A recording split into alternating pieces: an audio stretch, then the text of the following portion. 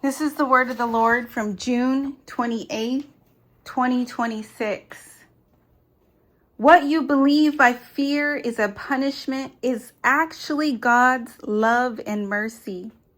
There are many things that cause us distress, and we are distressed because fear has written an outcome. So when the outcome comes, we believe what we feared has happened.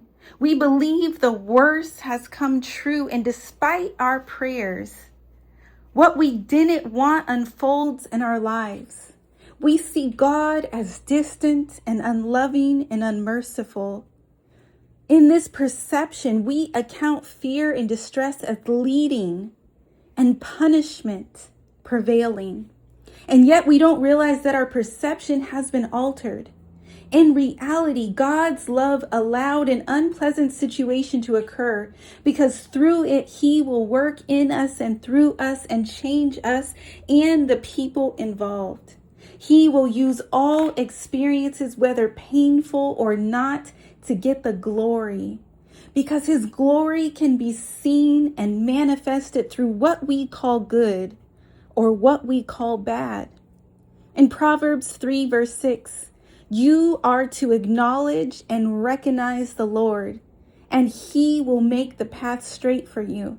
Meaning, when you realize God is sovereign and He is always able to make a way and always able to help you overcome and always able to do above and beyond what you could hope for, what you could even think or even imagine or even ask for.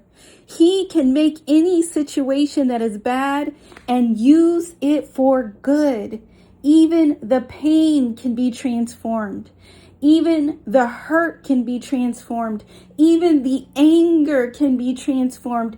Even the grief can be transformed. There is nothing that cannot be used and cannot be transformed. So when we see the situation as punishment based on our fears, we have allowed Satan to speak louder than God.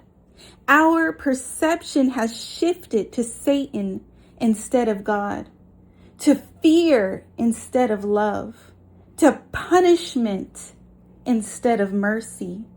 But when we use our perception to see God's love and His mercy, then we realize that He can bring goodness even in a difficult situation.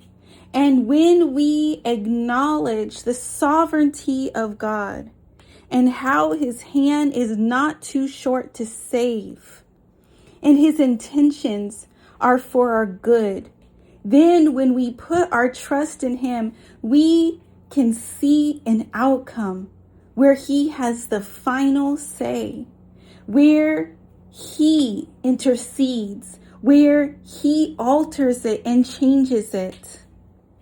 When we realize He can set the parameters from the beginning to the end, and He finishes what He started.